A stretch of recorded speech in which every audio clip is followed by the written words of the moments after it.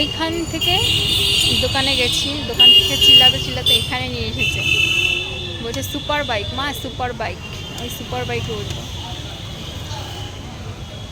তুমি কিসে উঠেছো দেখি? কিসে উঠেছো? এই যে এদিকে,